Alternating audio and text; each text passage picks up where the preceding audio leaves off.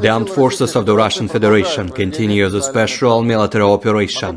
In the Kupiansk direction, artillery of the Zapad Group of forces inflicted fire damage on the enemy close to Dvurechная, Sinkovka, Kotlerovka in Kharkov region and Stelmachovka in Lugansk People's Republic.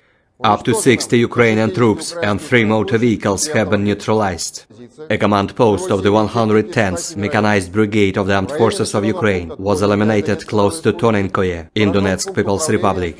In total, 402 airplanes, 221 helicopters, 3,457 unmanned aerial vehicles, 414 air defense missile systems, 8,330 tanks and other armored combat vehicles, 1,066 combat vehicles equipped with MLS, 4,381 field artillery cannons and motors, as well as 8,996 units of special military equipment have been destroyed during the special military operation. The other side, Ukraine Defense Ministry in a statement said Russia lost 880 servicemen in a single day.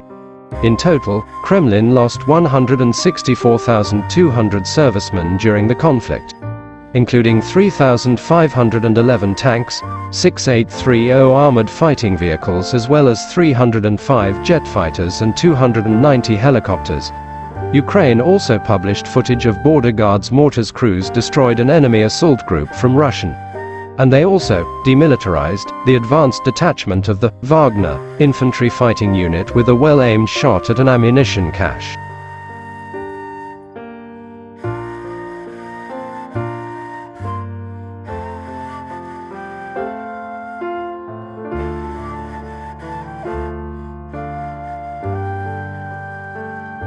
Terima kasih sudah nonton.